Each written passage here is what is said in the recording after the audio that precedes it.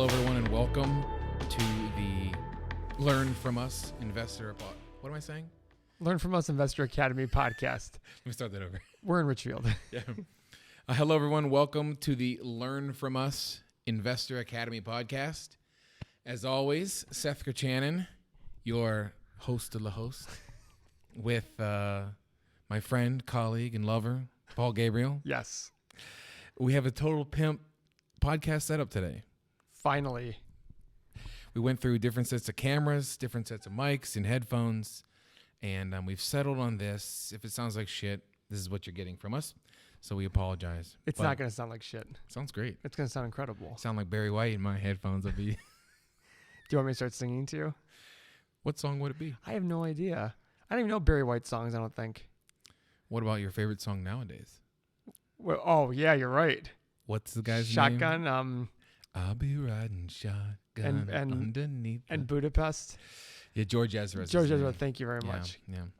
So there's a lot of shit that went on this week. Craziness in the stock market. Oh, yeah. In Tesla, in a lot of stuff. But I had a conversation over Thanksgiving.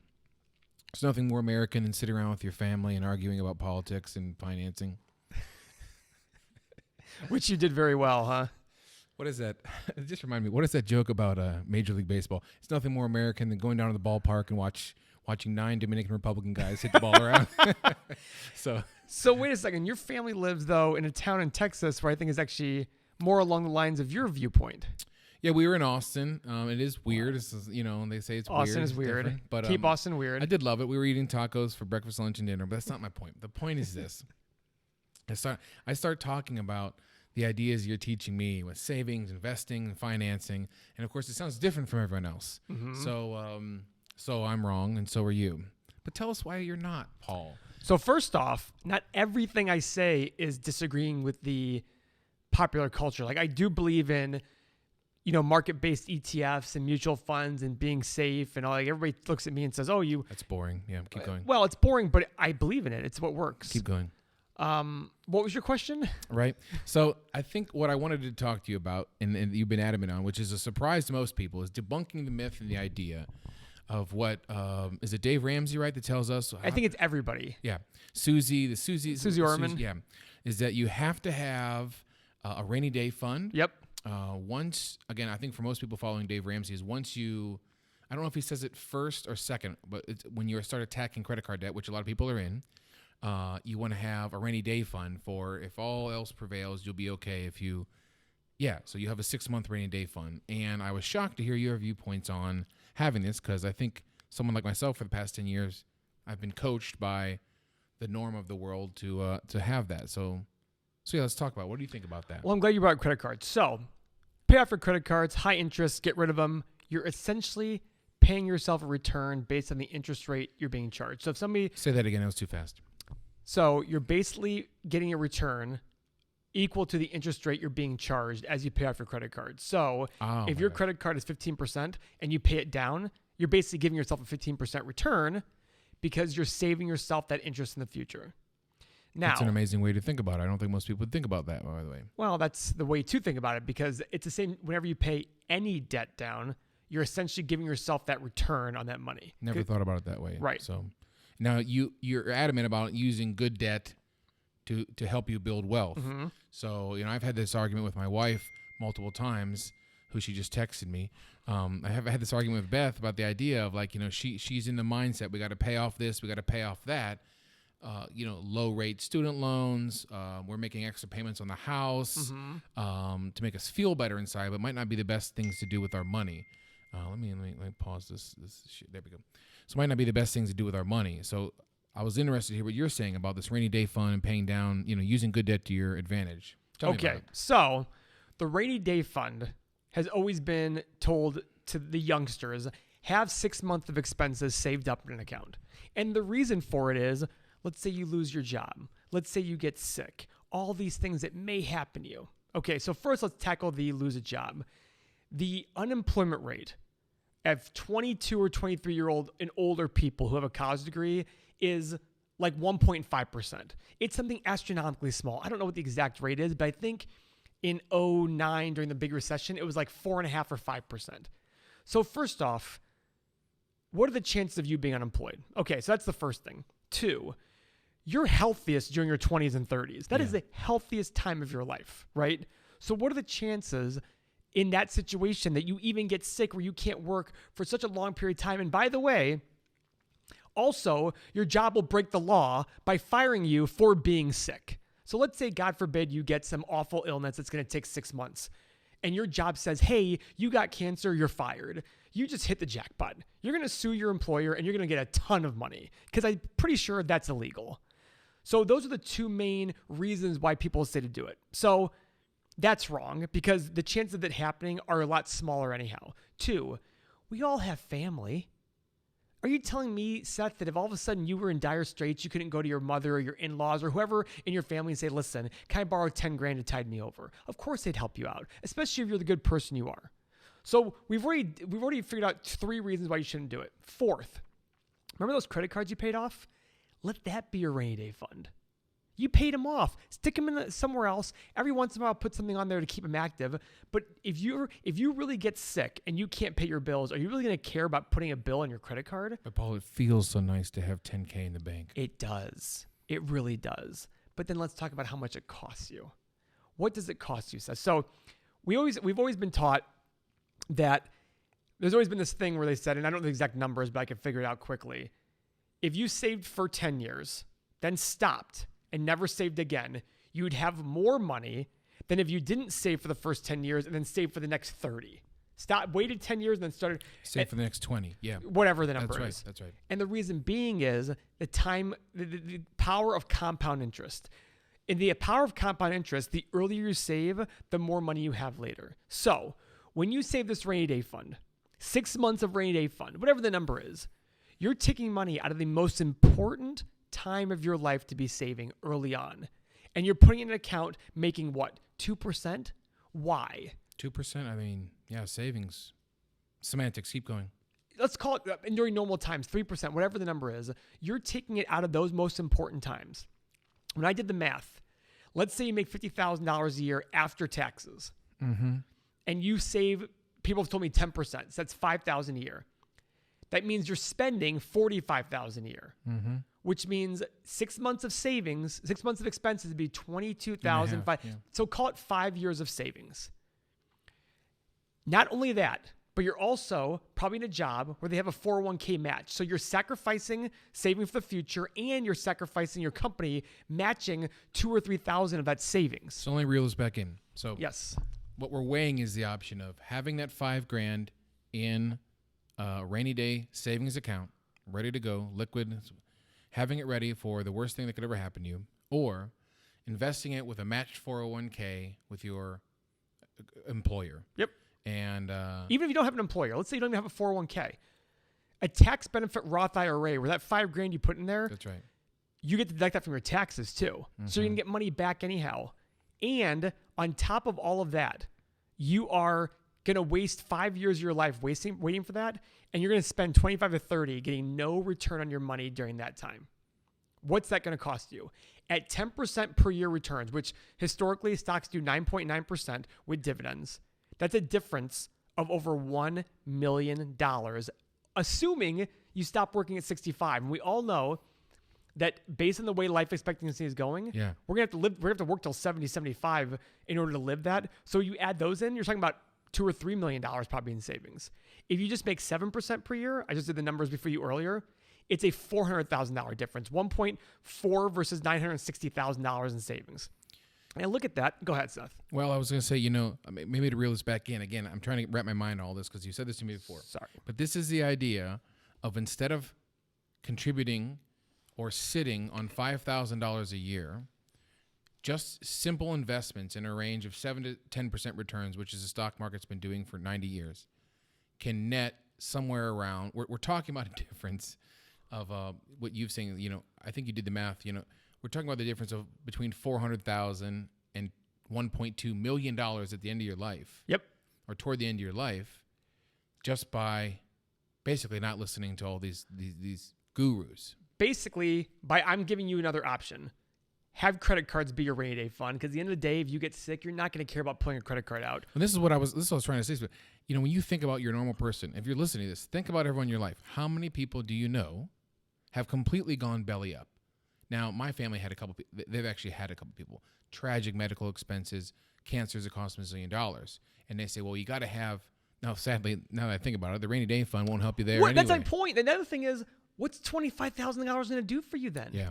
And the biggest caveat of all, that 401k and Roth IRA that you're not putting in is untouchable by creditors. Now you had to fact check this with one of your. By the way, the only reason I fact checked it was because I still thought you and Tim doubted me. Yeah. I knew it. Yeah. But I was like sitting there going like, okay, well, maybe, because when you said you talked to your family in Texas and you guys said that doesn't sound right, I don't know why any of you guys didn't go on your phone and just Google, is my 401k protected by creditors? It's 100% protected by creditors. I went to Yahoo to search it, so. Well, that's why. Yeah, that's the dark web.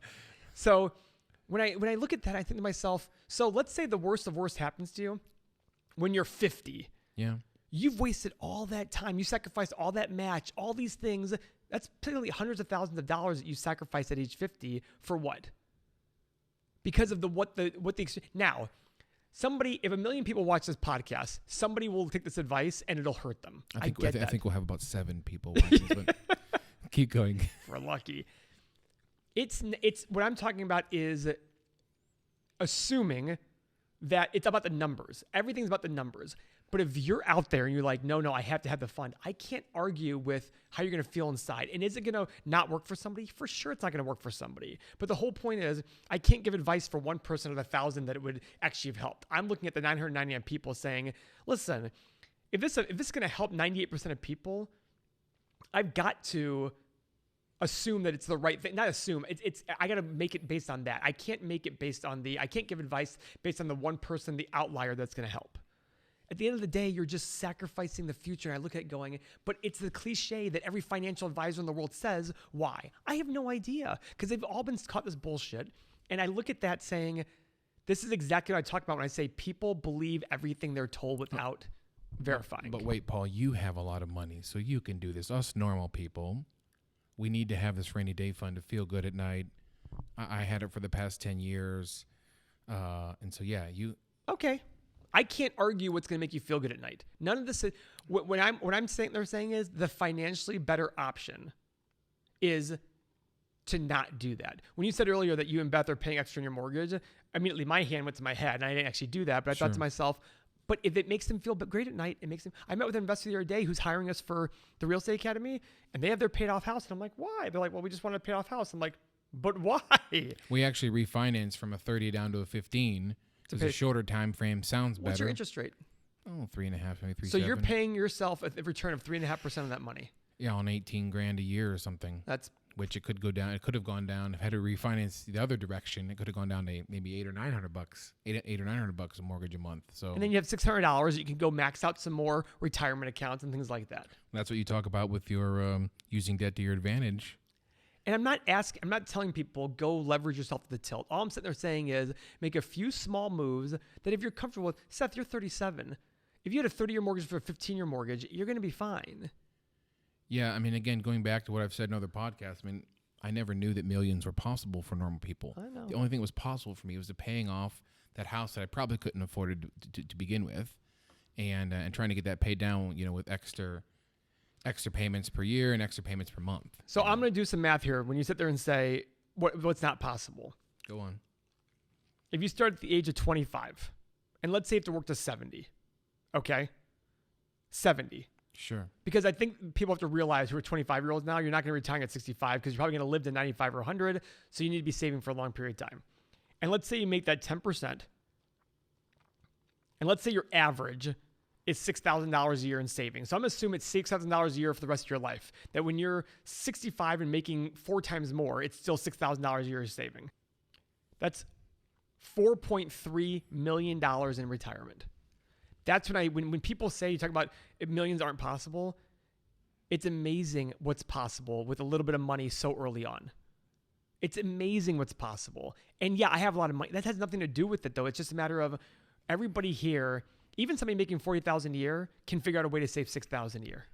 Everybody can. You can figure out ways. But Paul, I have to have cable and 4 iPhones for my family. Actually, my wife has moved to the idea of how can you possibly live without an iPhone in this world with busyness, and we're self-employed, so she's on Instagram doing our free marketing and Facebook a lot. But yeah, how did we live in high school? I can't even figure out. Remember, we had to print out the maps, and back in the 1900s, we had to print out the MapQuest maps to go to a birthday party. Yeah, so I don't think, again, there's people who are going to be set in their ways, and as you always say, there's multiple ways to skin a cat. But boy, it really opened my eyes, the idea. So of course, my family members say, so aren't you going to max out your? Aren't you going to max out your buying of stocks right now? I said, well, actually, now's a really bad time to buy stocks. But if your plan is the long-term future, yeah, you put money in every single month and you don't think about it. That's where my wealth gives me the opportunity to go take those risks that my life's not going to be different if I'm wrong. But if you're wrong, you set out for 4 or 5 years and all of a sudden I'm like, oh man, guess what? I was wrong. You're going to be out 4 or 5 years of savings. I don't care. I've got many businesses and real estate and all this stuff generating me cash flow. Yeah. Is it not as good? Yeah, but I'm not losing anything. I'm just making less right now. That's it. But can I throw one more thing in there? Sure. You can borrow against your 401k. People forget that too. So you go put this money in the 401k. They let you borrow for emergencies. You can go borrow. Let's say you build your 401k up to $200,000 and all of a sudden you have an emergency and you need to borrow $50,000. You can. And guess who you're going to pay an interest? Yourself. Now, if you don't pay it back, the IRS is going to say, hey, you took the money out. There's a penalty and pay the taxes and all that stuff. But as long as you pay it back, you paid yourself back with interest. So there's really no legitimate reason to have a rainy day fund, except for you want to open your bank account statement up and go, oh, look, there's $25,000 in there. Feels nice. Oh, that feels warm and fuzzy inside. Congratulations. You just sacrificed 7 figures in your retirement. That's a house. 7 figures. That's literally your house in retirement. Because probably in 40 years, your house is probably worth not even $1 million. Mm-hmm. So you just gave away your house. Why? Because you want to feel warm and fuzzy during the healthiest and best time for you in terms of job security wise. It's blowing my mind, bro. It doesn't make any sense to me. All that makes sense to me is exactly what I always say. People just believe what some professional will tell them, even though the professional hasn't asked the right questions. I always think when everybody says certain thing, I immediately go to, okay, I got to figure out if that's really true because it's probably not true. When the masses say something, you really have to go, why is that? Now, there are some things the masses say that are smart, but there's a lot of things that are just dumb. That's how as Warren Buffett says, bubbles are created by a very sound premise. So usually that means like, oh, real estate's a good investment. You should own your own home. Everybody else does it. All of a sudden prices go higher and higher and higher. But it's just like stocks. Stocks is a great time to buy now. Why? Because everybody sees stocks going up. I look at it and say, well, no, stocks are not a good time to buy because everybody buys them. Everybody thinks they're good. Prices are so high. The values aren't good. All these things are based on that. The 401k thing, I remember one day, what was it, 2010 maybe? I sat there and said, let me see what the numbers are like. I'm like, because I know if you stop for 5 years in investing or 10 years, it's going to hurt you. And I was like, in the numbers, I'm like, that can't be right. I literally said, that can't be right. $1 million? No way. I did it. I'm like, holy cow. I was like, beautiful. Yeah, I'm trying to think like there's that one graph that you and I were talking about how there's 3 people and the first person saves X amount of dollars for the first 10 years, then takes the next 20 off. Yeah. The following people end up saving double. They skip their first 10 because they're partying and they're in college, which is a fine reason not to save. and they skip their first 10 years of savings and they save the next 20. And the end product is astronomical. The person who didn't do anything the last 20 years still has way more money on half the initial investment. And we can do the numbers right now. I can do it on my phone, but it's the most important thing in savings is earlier the better. Earlier the better. So now that I'm 37, is it still early? I feel like it's I'm never late. too late. And by the way, you and I have talked about your money, and you're doing well for your age and your income. Yeah. Can you always do better? Of course you can. So I have a PhD in chemistry, and I started at a very boring job down at a place in Columbus where they did, database work. It's nothing thrilling. But I was surrounded by people who were my parents' age, 60, 65, getting ready to retire. And then even at 27, actually started my first job was at 29. So I really never made any money at all. Right. But when I finally was surrounded by folks who weren't my age, they started advising me. The company I was working at actually had a 9% match. So they gave us 3% right off the bat, And then if we put in 6% to our long-term savings, they put in 6. You had a 100% match up to 9%. 9%. So at that point, I was maxing out. It's unheard of, right? That's incredible. Incredible. What do I do here? What the fuck are you? Glasses. All right, go ahead. Yeah, so 9% match. So I ended up maxing out my 401k. So what was that? 18.5. Yep. And I was doing that. Well, back then it was probably 17.5 or 16 or something. Yeah. Like that. So I was doing that a year plus my 9% match, and then my Roth IRA, the 5,500 outside of work. And yeah, I did that for pretty much the 6 years that I worked there, and so it adds up pretty quick. Adds up really quick. I remember the first 50K, and then the 100 like blows your mind. We have 100K in savings, and then so it's not an astronomical number at the moment, but it's something to be proud of. But that also feels good, Yeah. So and savings is like a snowball. It starts small, and you're like, okay, I don't really notice a difference, and all of a sudden, every 10 years, all of a sudden, you're like, oh, look at that. Yeah. So if you're out there and you haven't sent at least $5,500 away per person for your Roth IRA to anybody, it feels both good and bad to throw that amount of money away for long term, but it feels great to write that check and you get a deduction for that. You get that as a deduction off your income. So if you put in 25, let's say you make 100 grand and you put 25 into tax deferred retirement accounts, the IRS says you make 75,000. Why are people so vilified for using taxes in their advantage?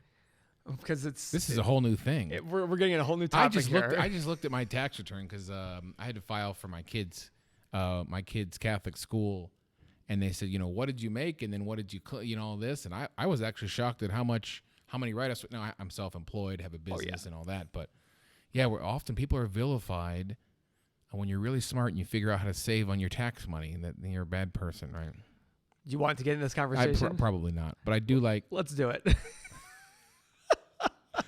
Well, I mean, God, we talk about this all the time. You and I? Well, yeah, we talk about the idea that, like, when you bring up ways to how to be wealthier, then you're somewhat vilified. And you've said this all the time.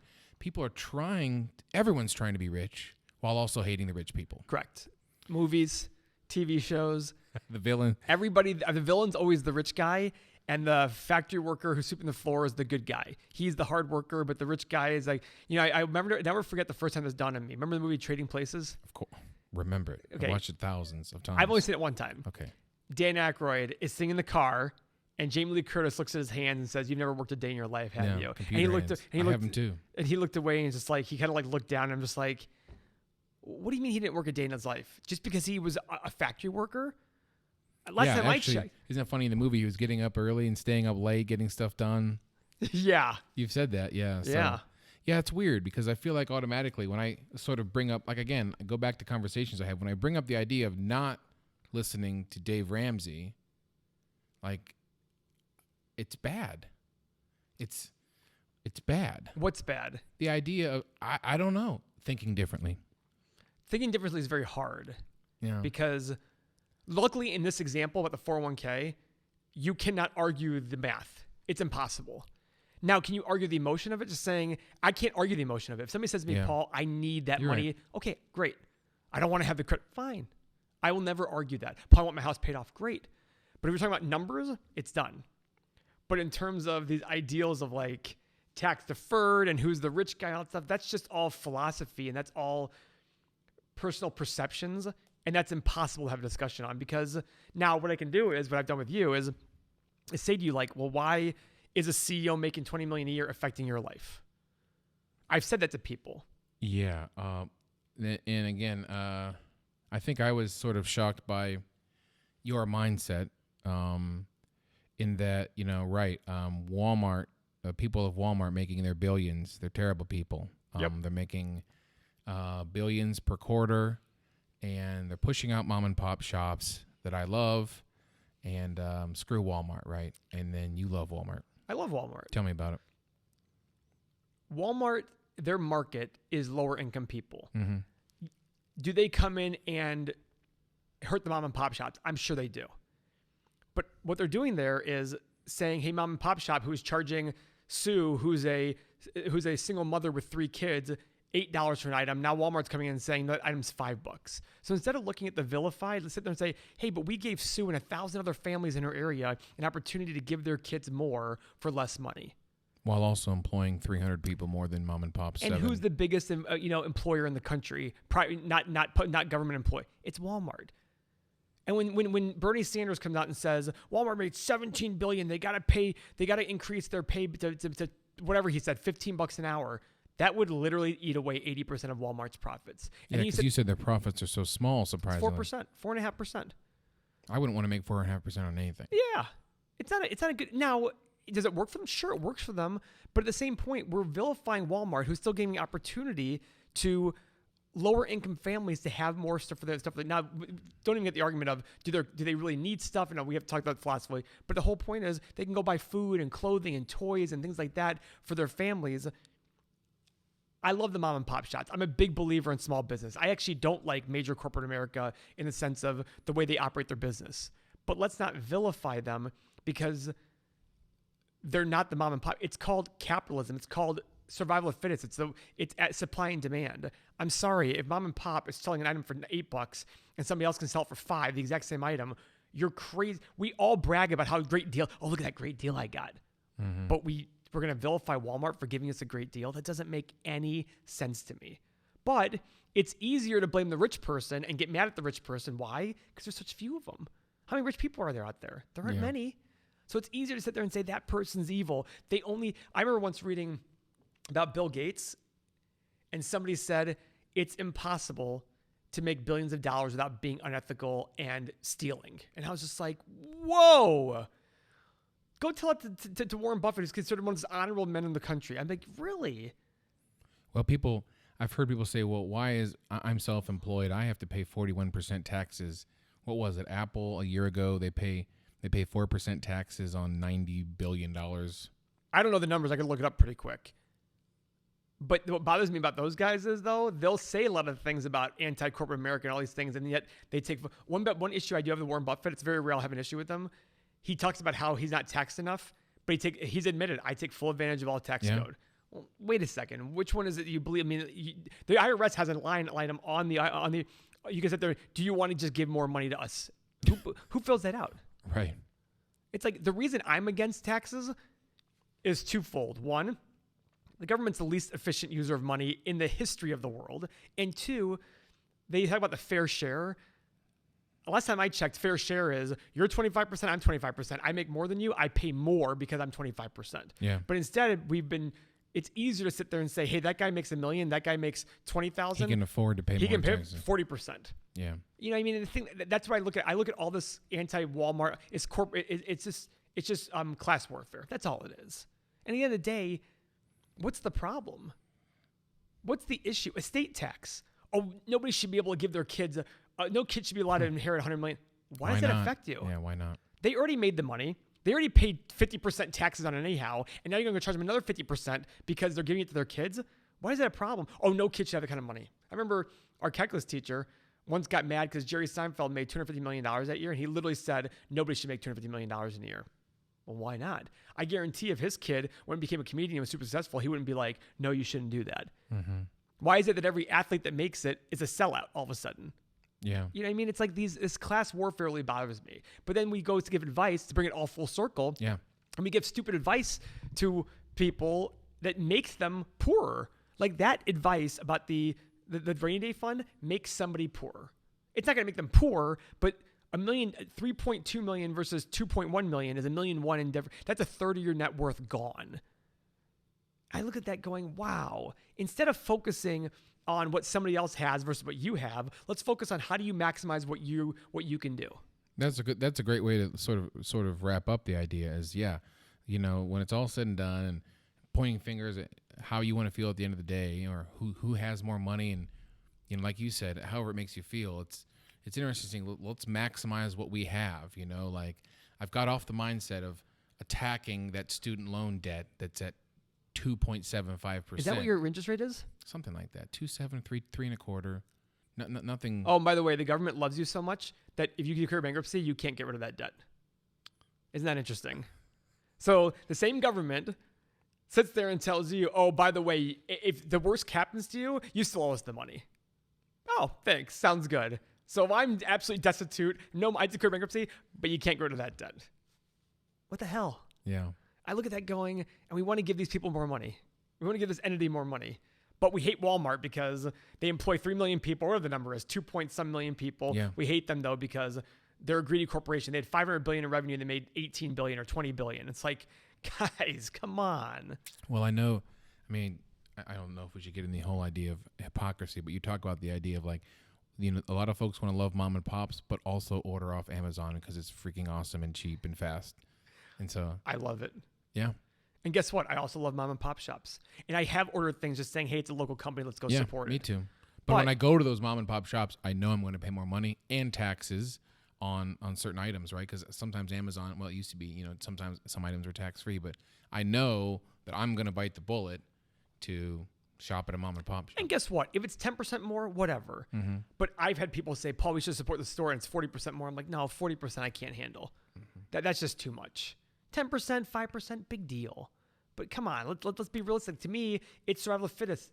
You can go order. You can figure out a way to save money. Figure it out. I don't know how. And if you can't, you shouldn't be in the business anymore. Yeah. Well, so I think to wrap up, I mean, again, you've really opened my eyes to the idea. I mean, everyone knows that saving in a 401k is a great thing to do. Oh, yeah.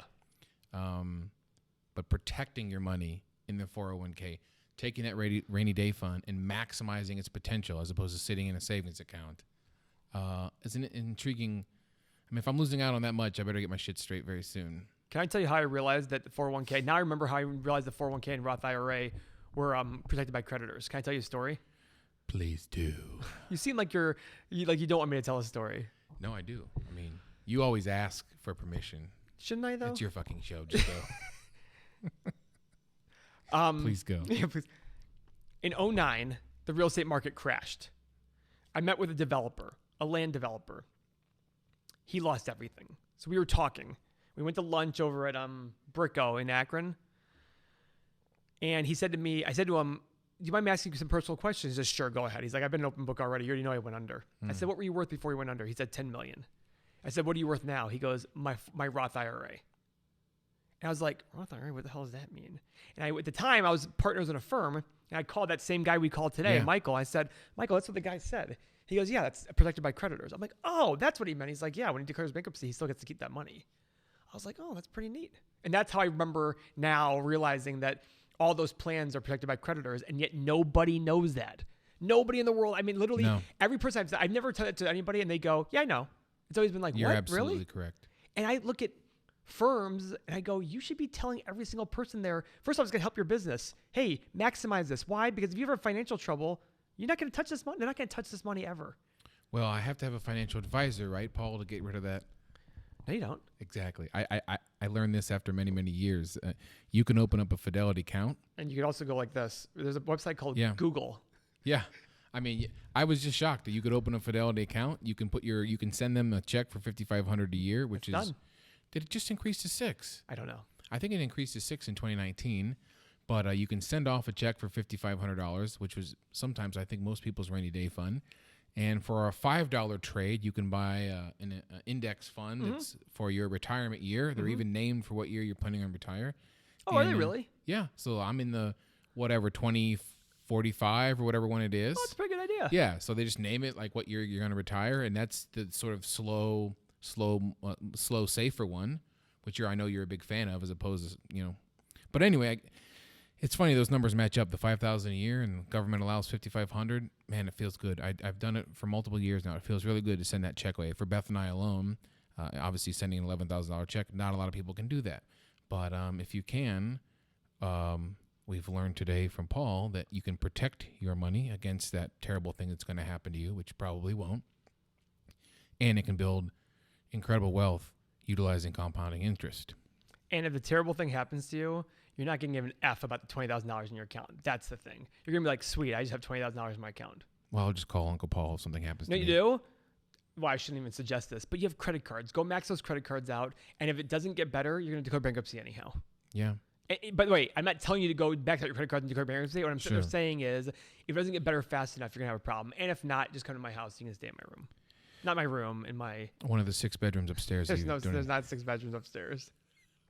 The new Class house? warfare. The new house? No, it's actually less bedroom. bedrooms upstairs in your house. Thank you, Paul, for the insight today. Thank you for doing a great job hosting, like usual. Yeah, I mean, really, it's a really intriguing topic, man. You're absolutely right. No one would freaking know that. Protect your money, maximize your money. You don't have to feel good about that 5 or 10K that you might have laying around. You can go. Feels really freaking good watching it go up. Listen, it's funny. So speaking of that, I'll have friends with a credit card balance of $10,000 and $12,000 in their account, and they're like, "Well, I don't want to pay off the credit card because I only have $12,000. It'll go down to $2,000." I'm like, "Yeah, what's the deal? What do I need it? You have the credit cards you just paid off. If you really need it, instead they'd rather pay the 10 or 11, 12, 13% interest." I'm like, this is how backwards it is. That's completely emotional. Completely. Right? Yeah. Yeah, I was saying, maybe to wrap, you talk about the idea. I keep saying wrapping. I'm sorry. No, that's okay. No, it's okay. I mean, I was just going to say, the idea of thinking differently, you're going to be alone in your path sometimes. And it's funny is I think a lot of us are drawn to think like the masses. Of course. And this is the masses that, perhaps a majority, if not half, have credit card debt, staggering credit card debt. And what is the stat? Half of the old people who pass away have less than 10 grand to their name. So it's funny is we're taking constant advice from a bunch of people who have no idea what they're doing with their money. Not that I do, but we're all learning. But listening to you and sort of implementing these ideas to friends, not only with the vilification, you somewhat feel like you're on your own a little bit, like trying to do something different from these masses. So luckily I have enough people around me that are like-minded over time. Yeah. Like you. Well, yeah, I mean, you're absolutely right. Gary Vee talks about filling your mind, filling your feed with like-minded people, positive people, and not the naysayers. And so, well, I'm a naysayer, right? Yeah. Is that negative? I think people are attracted to what you say. So, yeah, I think the things I say have a foundation of explanation to it that makes sense, logic. Yeah. We'll see. Thank you, Seth. You're awesome, bro. Your beard is awesome. See you next time. I'll be here. Great. Same time tomorrow? No, actually earlier tomorrow. Yeah. See you guys. Thanks for everything. Peace. See you.